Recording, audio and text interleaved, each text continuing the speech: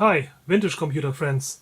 Today we are going to have a look at the Kosmos CP1 educational computer from 1983. So as many of these educational computer systems, it has some built-in demo and ROM programs, right? So let me show you one. Program 9. And it's basically just demonstrating the display, right? Interestingly, the machine language in which you program this CP1 computer would not allow you to write such a program because you don't have full control over the display. So Kosmos released this in 1983, and they are a maker of STEM and science education kits, mostly for chemistry, electronics, robotics, things like that, right, for kids and juveniles. So I can show you some of their offerings. I have an original catalog from 1983 here, right? So this was new, right, in 1983, 1984, their program, when that CP1 computer came out, right? And so you see it being advertised here, right? But mostly I'm showing you this to get an idea what Kosmos was all about in West Germany in the 70s and 80s. And actually their electronic kits, basically they go back as far as, you know, the early 20th century. So they have electronic kits, maybe similar to, you know, science fair electronic kits here in the US, and they were actually basically the #1 maker of these STEM and science education kits, right? So they would even offer like their own microscope, and so very extensive and thorough program, right? And in 1983 they added this little educational computer to their offering, right?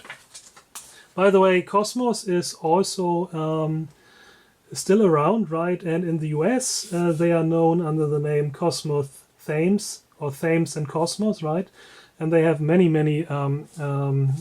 recent offerings, right? So they're quite successful, I think, and they sell well in the US. So this was actually not the first educational computer that was released in Germany in the 1980s, but the first one was the Bosch Microtronic computer system. And if you know my channel a bit, then you also might know that I'm a big fan of this Microtronic computer system, and that I have a lot of videos and also hardware extensions for this machine. So I'm going to compare the Kosmos CP1 with the Microtronic. Chronologically, Bosch were the first, 1981 with the Bosch Microtronic, then 1983, end of 1983, Kosmos CP1, and then Philips were the last with the Philips Master Lab. And all these machines are quite interesting, and they are completely different architectures, and they all have their pros and cons.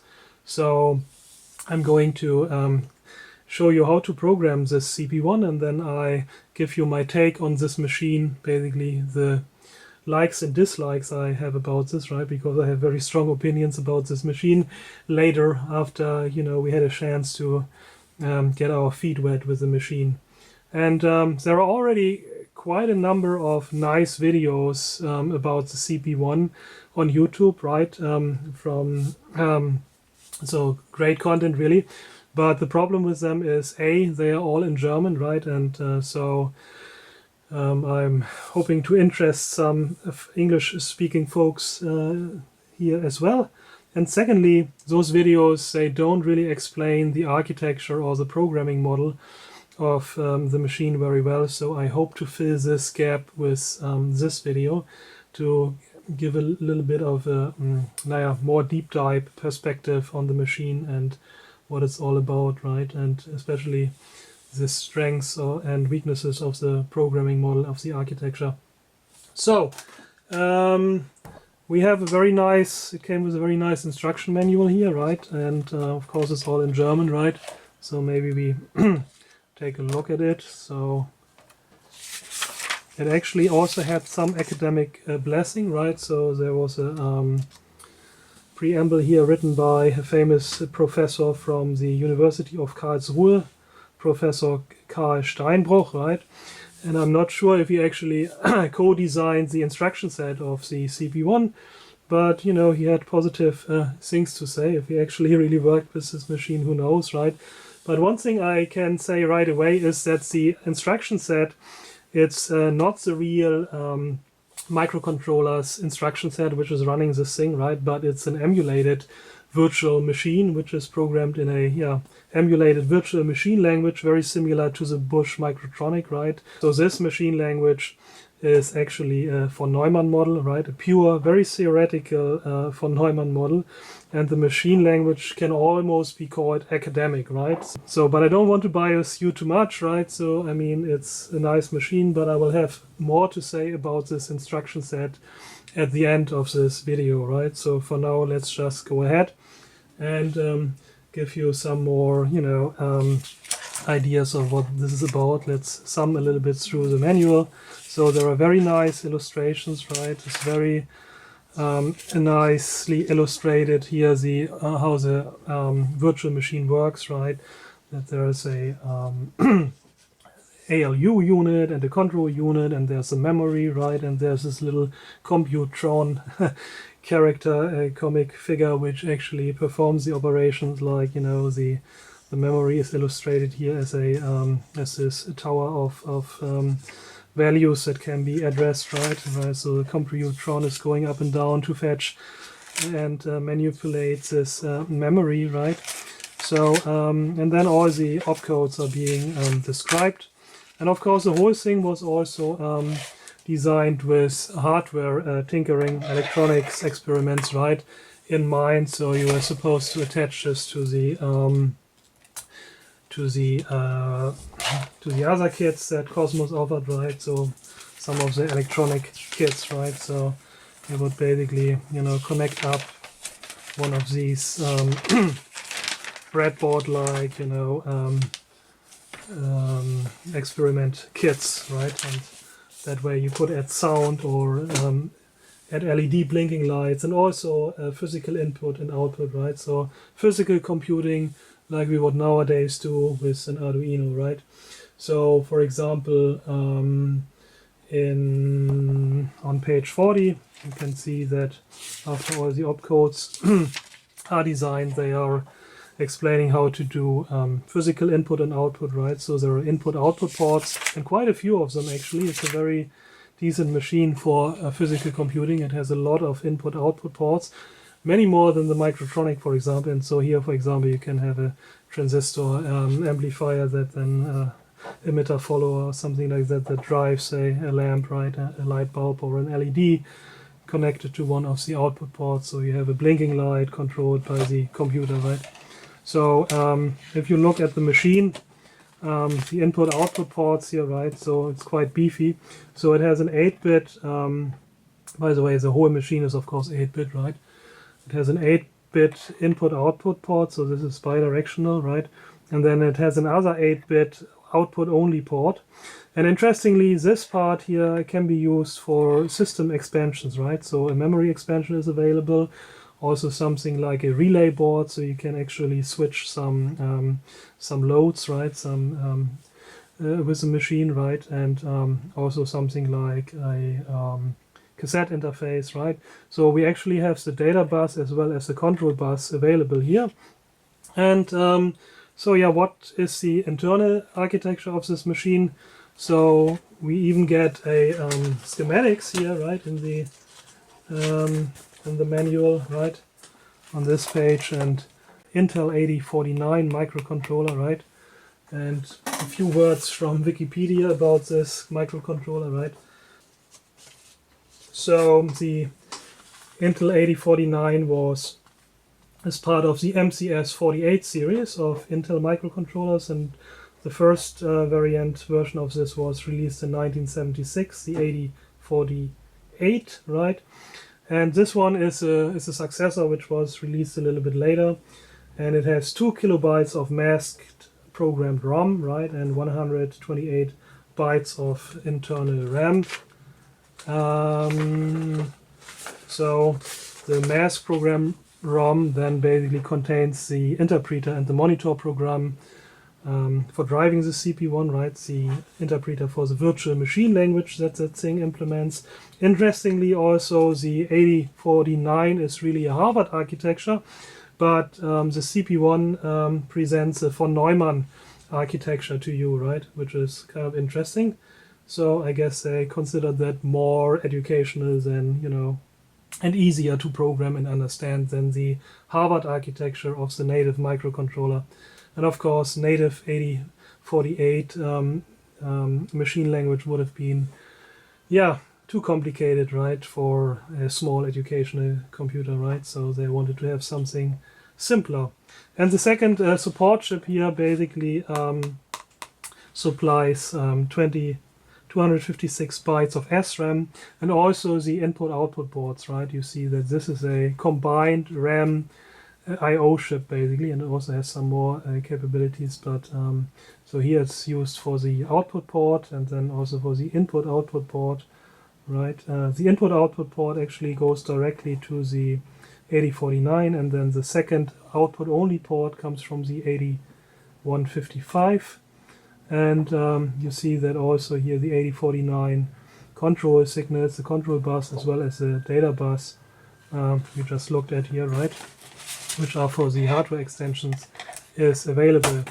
So very simple design, and the whole thing is actually clocked at 6 megahertz. So, well, I mean, the machine language is of course emulated, so you lose a lot of MIPS basically based on this, right? But it's quite a bit faster than, for example, the Microtronic, and it's of course 8-bit instead of 4-bit, right? So then, I mean, there's really only the two chips, and the mass-controlled firmware program is in here, right? And then there is of course the keyboard matrix, the membrane matrix, and the LED display, and then there's just the 6 megahertz crystal somewhere here, right? And the voltage regulator here, and somewhere there's a crystal. Yeah, here, 6 megahertz crystal, right? And that's really it. Very simple design. Yeah, and so nice little machine. I really like the overall design of it. So it is a little bit, cheaply made. So the plastic is kind of very thin, right? And on the back, basically, it comes with a with a cardboard back cover, basically, right?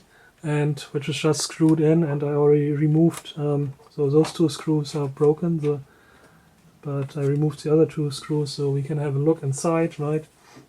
And you see that it's indeed only that what the schematics showed us, right? So we even have a Kosmos label here, right? So it's a custom run apparently by, I guess that's Mitsubishi of the 8049 microcontroller, and of course this is Kosmos specific because it's mask programmed, right? So interestingly, it is possible to read out the firmware here, right? Something which is not possible with the Bosch Microtronic TMS 1600 microcontroller, but the firmware of the machine is actually available online, right? Here we have the 6 megahertz crystal, and then here's the 8155 also from Mitsubishi, which does the RAM basically, right? It has 128 cells, right, for storing instructions. And of course, also it's being used for the I/O capabilities, as just explained. Alright guys, it's now time to have some fun with the Kosmos CP1 computer. Let's write a program together so that we get a real good hands-on experience and understanding of the machine, right? So I'm going to enter a program with you which computes the sum of the first n natural numbers. Let's call it big sigma I for obvious reasons. So for n equals 0, you expect the result to be 0. For n equals 3, it should be 6, because that's what 3 plus 2 plus 1 plus 0 is, right? And it's of course pretty straightforward to implement even on a simple machine such as a CP1. We need two variables if we implement this with a loop in an iterative version, right? So we initialize the counter variable to 3, which is the value to which we want to compute the sum of, right? The n value here in the sigma. And then we need another variable, sum, which keeps track of the partial sum computed so far. And then within your loop body, what you do is you add the current sum, the sum so far, and the current counter together. You store this back into your sum variable. You also decrement the counter, right? If the counter has reached 0, then you have, added up all your natural numbers from n to 0, and you can jump out of the loop, right? So all you got to do then is to display the result and halt the program. As your counter is still greater 0, then you need to do some more adding of numbers, right? And you do one more round of the loop. So very straightforward. And now let's see how we can implement this using the CP1's machine language. So the CP1 is really a classic von Neumann machine, right? That means it has exactly one register, the accumulator. It's also called the von Neumann bottleneck, right? Because all the data processing basically has to go through the accumulator, which is a bottleneck, right? And on a machine which is rather memory limited, right? So the base version without the memory expansion of the CP1 has only 127 addresses, right? So memory is really a scarce resource on this machine. That is obviously not so great, because then even for something as simple as subtracting or adding 1 basically to the accumulator, you already need 3 instructions, right? Load from memory, do the actual addition or subtraction, and write it back into memory. All right. So, and obviously we also have the program counter, which controls the flow of execution, right? But which cannot be used for arithmetic or logical operations. So we need at least 2 memory locations now for our variables, right? So one for the counter and one for the sum computed so far. And we start at address 001, entering our program now. And the first instruction that we are using is load constant value into accumulator. And this is the opcode 04. And we want to load the n value, which is 3 in this example now, into the accumulator, right? And then we hit input. So, and the monitor program acknowledges by using putting this E in front of our instruction of our opcode for entered. And now the monitor has advanced the address already to the next address automatically, 002. And even though we don't see the current monitor address on the display, which would have been nice, obviously, but it's not, we have to use cryptic key sequence 9 out to show the current monitor address, right? So the next input will go into this memory cell. So, but looking again at cell 1, what we just entered, right? So we loaded the constant 3 into the accumulator. And the next thing we want to do is we want to now store the accumulator into our counter cell, and we are using address 100 for that, right? So, and for this the opcode is 06. That simply means store accumulator into the memory cell of that address, with that address, right? So we are storing the accumulator into cell 100. And now we gotta also initialize our sum variable. So we are loading 0 into the accumulator as a constant, and then we are using the cell 101 to keep track of the sum so far. Alright, pretty straightforward. And now we are already in the loop body, right? So the first thing that the loop does, so double check the address, right? 05. The first thing the loop does is it does the addition, right, of sum and counter. For this we need to load the counter first from the memory cell. And 05 means load memory cell contents into accumulator. And the address of the cell is given as the counter address here is 100. Now we want to add the sum so far to the accumulator, right? And the addition opcode is 07. And we can specify an immediate value or constant, but again we have to use a memory cell address. So we are adding the content of cell 101 to the accumulator, and 101 is of course, as I just said, the sum computed so far, right? So we now have counter plus sum in the accumulator, and of course we also need to store this back again into the sum cell 06 101. Now it's actually time to decrement the counter.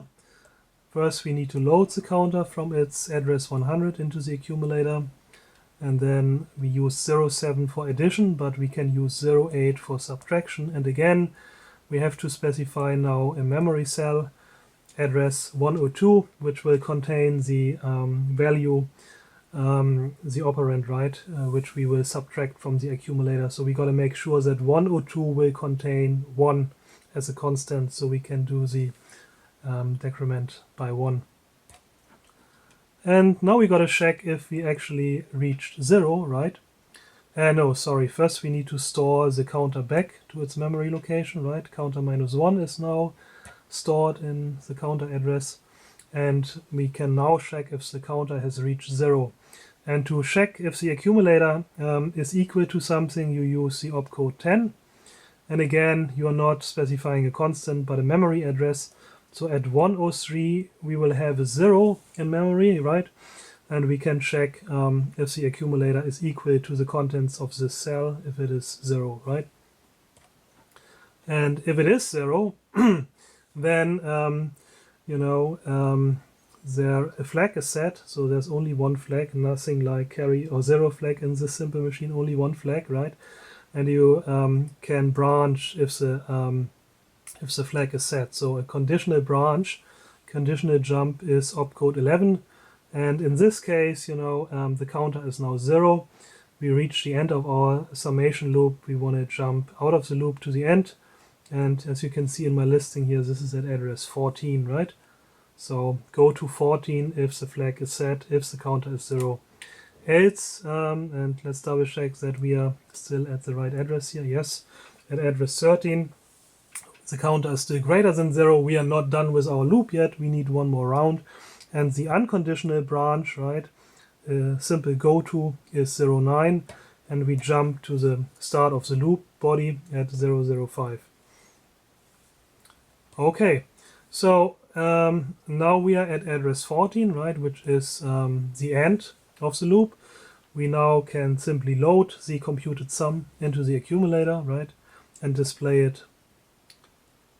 So we are loading the sum from the sum memory cell 101, and then there's a new opcode here which displays the accumulator on the display 02, and the operand doesn't matter, it can be anything. Yeah, so we can now either do an endless loop so that the computer continues displaying the accumulator value, or we can use another instruction that basically pauses the program for a number of milliseconds. And let's use the later. This is instruction 03, and you can specify the number of milliseconds here, and the max value is of course 255 because everything is 8-bit max. So we are pausing for a quarter second here, and let's just do this a few more times so that we can actually see the accumulator value for a second or so on the display before the program halts. So let's double check from 014. We fetch the sum, we display the sum, and then we are pausing the program so that we can read the display for 255 seconds times 4 or 5. See that I'm pressing actually the out button, but since the opcodes, are the same in the adjacent memory locations, I don't see any change on the display. And this I consider basically a bad UI design, right? Because I have no visual indicator that actually did something, right? So it would have been nice, as I said, to either have the equivalent of 9 out, right, as a button here directly, maybe instead of the redundant number buttons here, or to add, some more LED segment displays here so that we could actually see the monitor address also. But okay, cost is of course also a concern, right? So we have 1, 2, 3, 4, 5 delays by 255 milliseconds. So this is 1 second and 255, something like that, and a little bit more than 1¼ second, right, delay. And now we can halt the program. We should now be at address 21, okay, and 01000 is the opcode for halt program. So Good. Yeah, one more check that we entered everything correct. Actually, before we do this, let's also set up the data region, right? And if you make a mistake, you can always hit the clear button, right? So remember that starting at address 100, we first have our counter. So that's the variable which is programmatically initialized, right? I don't need to worry about this cell. And at 101, we have the sum, right, which is also managed programmatically, so I don't need to worry about it. But at 102, I actually need to make sure that I have our 1 constant for the decrement by 1 operation, right? And I'm putting this in as follows. And then remember that at 103, we also need a 0 for the comparison, right? Whether the counter has reached 0, another data constant. And that is address now at 103. We have 0. At 102, we have 1. That's all we need. And now I think we are good to start our program, but let's do one more round of checking by going through the opcodes starting at address 1 and make sure everything matches my listing here on the left. Looking good so far.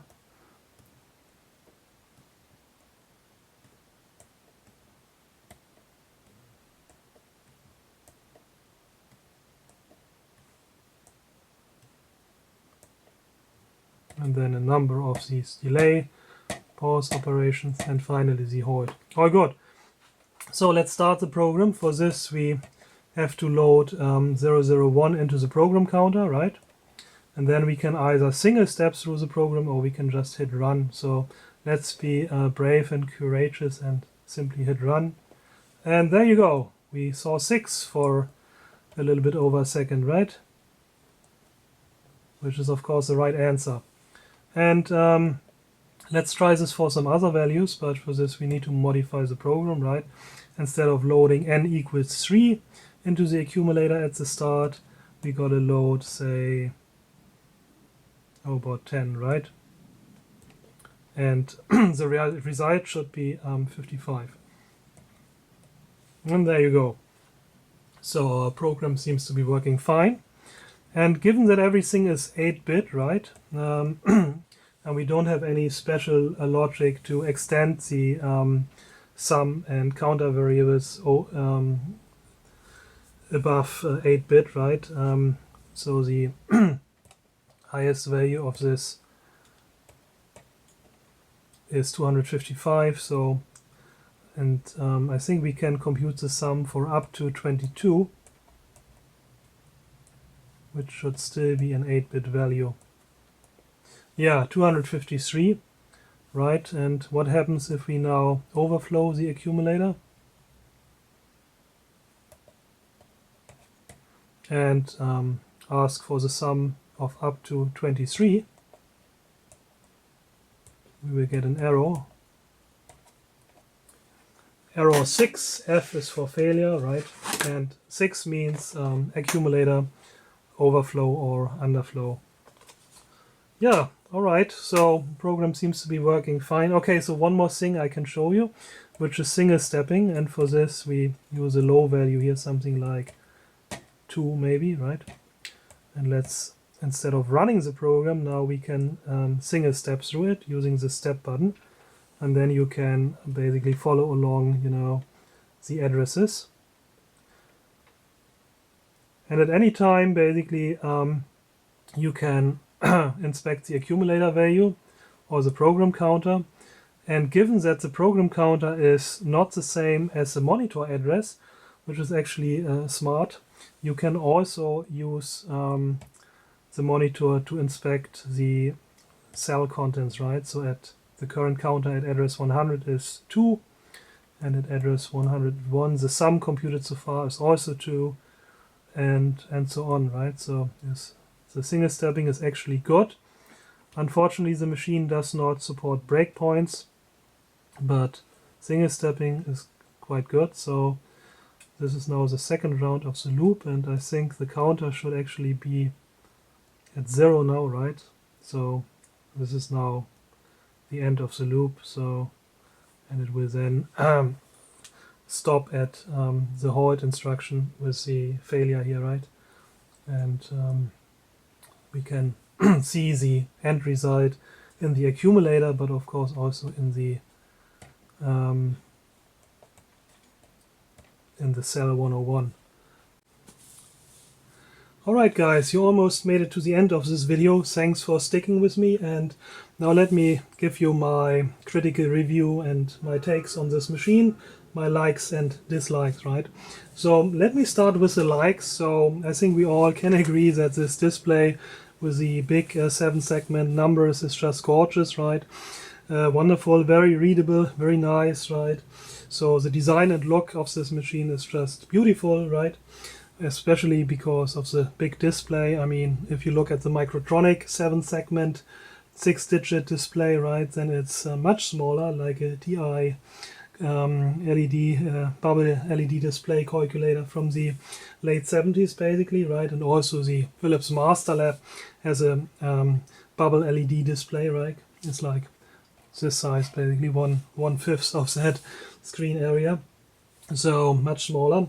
So great job indeed, Kosmos, there with the display, right? Then the next thing is of course the speed of the machine. So it's clocked at 6 megahertz, even though it's an emulated machine language, right? And you lose a lot of MIPS, million instructions per second, due to the emulation. It should still be about 10 to 12 times faster than, for example, the Bosch Microtronic, which is clocked at 500 kilohertz, right? And so yeah, this machine is much better for basically I/O, for example, that requires a high throughput, right? Something like a frequency counter, where you want to count the number of pulses that arrive at a digital input port, is not very possible up to high frequencies on the Microtronic. At 30, 40, 50 hertz, basically, the Microtronic can no longer keep up with the speed and tracks the signal. Whereas this one here should be able to go to much higher frequency. But then, I mean, if you use the accumulator, for example, to count these pulses, then you will also, overflow the accumulator quickly, because it's 1 byte, right? And so in order to have a 16-bit counter or so, you would need to chain memory cells using comparisons and conditional branching, right?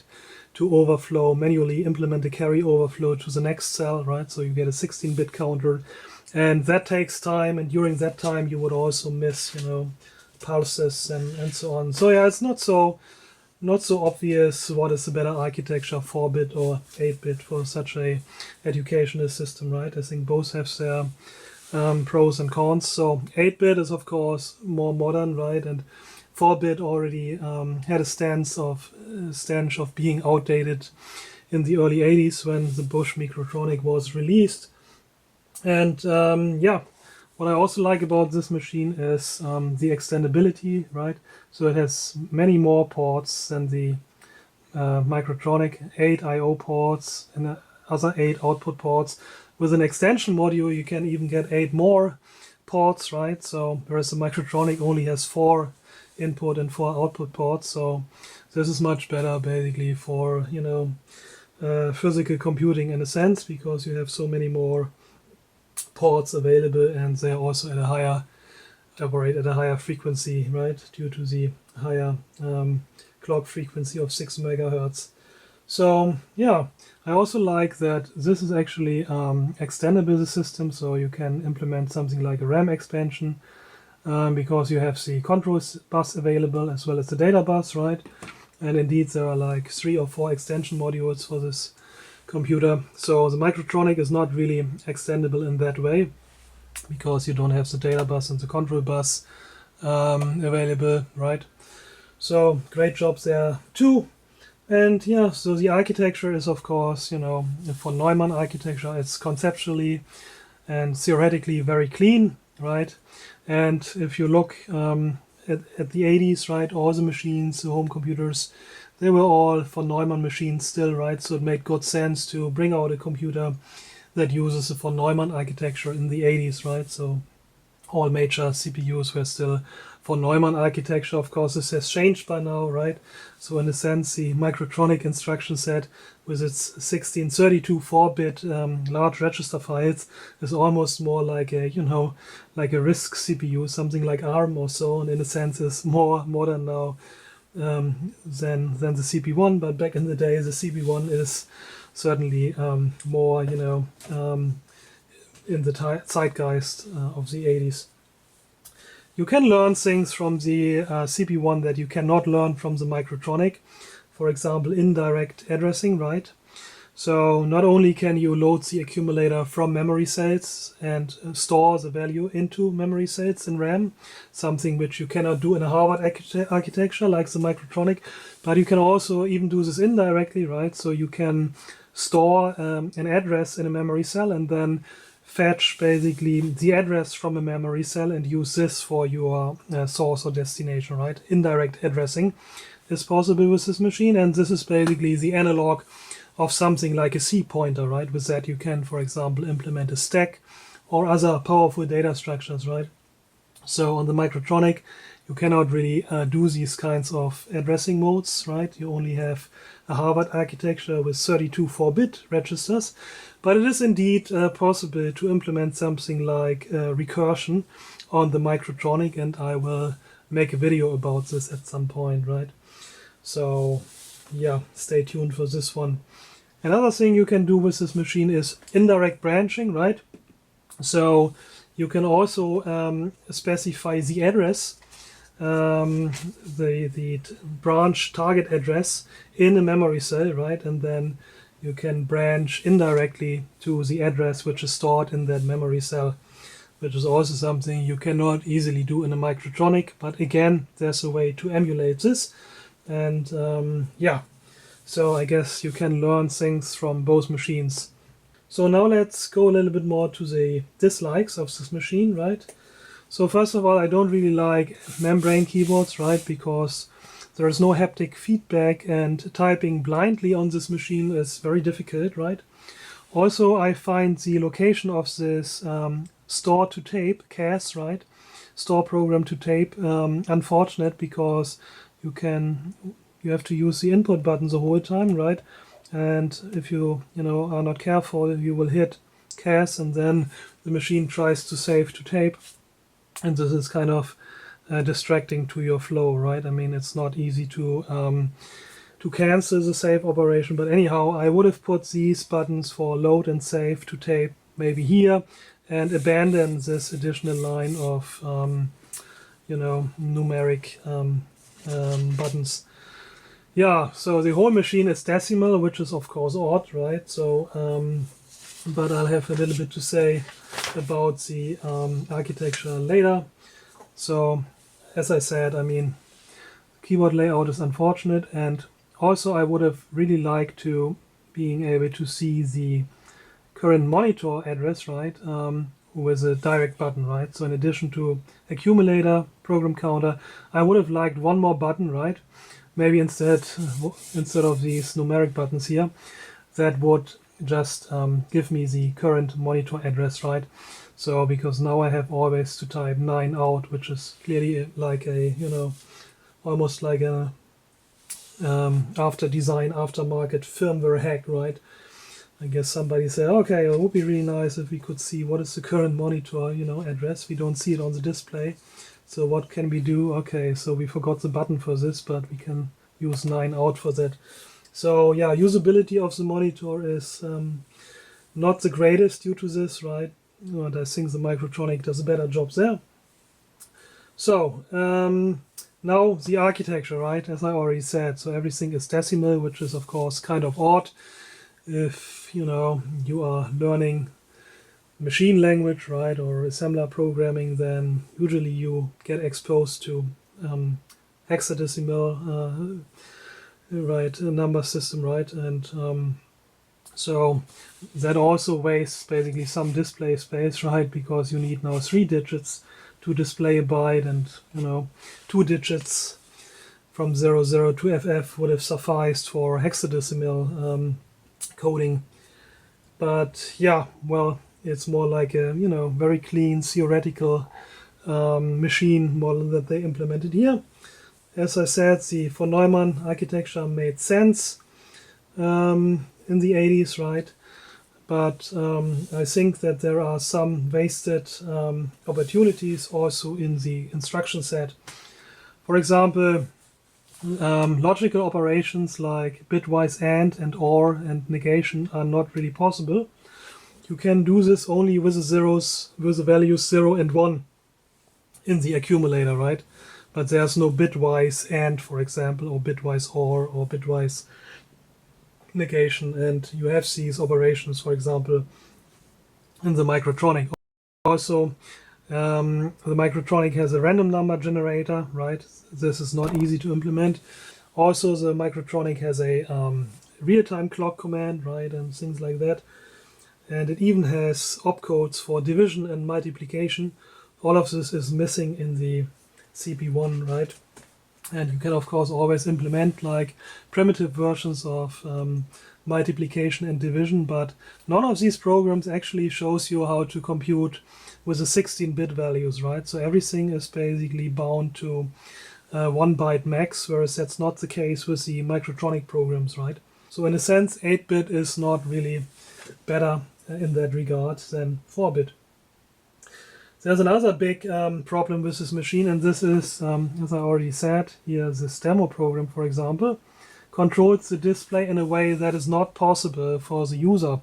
There is no full control over the display. All you can do is you can display the accumulator value, right, programmatically. It is indeed possible to load the accumulator with a memory cell, as we know, right? And this memory cell can also contain an instruction word, right? And these instruction words, I mean, they have these opcode prefixes from 01 to 27, right? So it is possible to see actually then a number from 01 to 24 in the in these two digits here. But again, you cannot basically use these in a fine controlled way, right?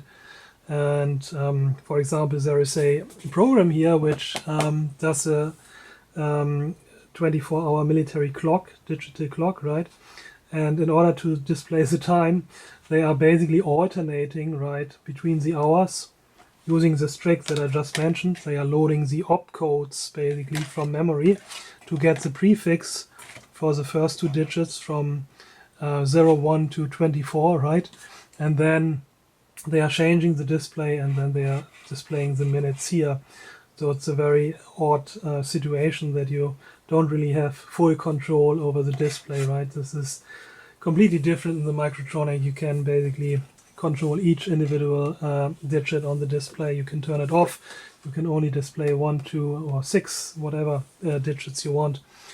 And what's worse is, I mean, you don't have programmatic input from the keypad at runtime for your program, right? So there's no instruction code that allows a running program to input a byte basically at runtime into the accumulator or into memory, right?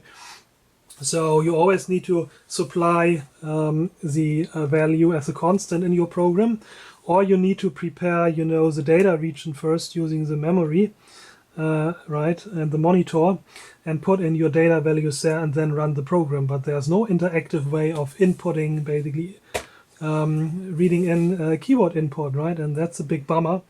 And that is actually, I think, one of the biggest limitations of this machine, right? And you see that they struggle with generality based on this in some of their programs. For example, the famous NIM game, right, which involves, you know, having a set of coins or, you know, matches on the table, and then you start with 15 matches, and the user can take up to 3 matches, so 1, 2, 3, right, and you alternate, right, taking matches, and the person that has to take the last match basically loses the game, right, is something which is implemented here, given as a program for the CP1, but also on the microtronic. So on the microtronic, you can actually specify the number of matches. You can play this with 60 or 50 matches, and you can say, okay, I can take up to 10 matches, right, if I want to. And the microtronic program will actually use its strong arithmetics functions, right, to calculate the winning numbers, right, for this game. Whereas here, given that we don't have a way of inputting anything at runtime, the only way of doing inputs is basically by using the GPIOs, right, and basically have digital input-output over some wires, right, and buttons that you connect here. But this is, of course, highly limited, so they support this for 1, 2, 3 matches and up to 15 matches, right, the standard configuration for the NIM game. And they don't actually compute the winning numbers, but they are hard-coded in the program, right? So, and this is what I mean with the lack of generality for some of these programs. So the Microtronic programs tend to be much more general, right? Also because the Microtronic has better arithmetics functions like multiplication and division. So there are even programs that compute trick functions or biorisms or what have you, right? So these programs, you know, the only way of inputting basically something and have something like a read eval print loop is using digital input output wires and buttons basically, right? There's no way to input values from the keypad at runtime, and that's a very, very bad thing, I must say. This is a wasted opportunity and it's a pity. I don't understand why they did it that way, right? I mean, the focus really seems to be on, you know, physical computing and, you know, using the input-output ports. So, yeah, this was my rant about the instruction set. So, is there something else I forgot? But I think that's basically it, right? Yeah, of course, the menu is very nice and also very well illustrated, very juvenile and kid-friendly. I think you can learn a great deal from this. But overall, I must say that the virtual machine language missed a lot of opportunities, right? Because there would have been many more opcodes available. I don't know why they didn't just put in some more opcodes, right? It goes here from opcode 01 to opcode 24, right? And I mean, they could have gone up to 99, right? Maybe they ran out of firmware space, but it would have been nice to have some additional opcodes just to make your life a little bit simpler, right? For example, they could have multiplication or division. They could have added opcodes that allow you to do immediate addition or subtraction, right? You don't always have to go to the memory cells. They could have had an opcode for random numbers. They could have had an opcode for keypad input, or, you know, an opcode for actually controlling the display in a more meaningful way. So these are all like wasted opportunities, unfortunately. And for this reason, I must say I don't like the virtual machine model very much, and I much prefer the Microtronic. So this machine is just too theoretical, right? And I wish they would have put more effort into the instruction set. Okay, so I'm not saying it's a bad computer, I'm just saying it's unfortunate that they, you know, didn't make it more practical, right? So it's very academic in a sense. So, but both the Microtronic as well as this one, they both have their pros and cons, and certainly a cherished item in my collection. Alright guys, I think we finally reached the end of my video, and stay tuned for some more videos in this series. So I'm going to implement a recursive version of the Sigma I program and show you this on the CP1, and eventually also Towers of Hanoi using recursion. And I'm also going to do this on the Microtronic. Stay tuned. Until then, thanks for watching. Bye.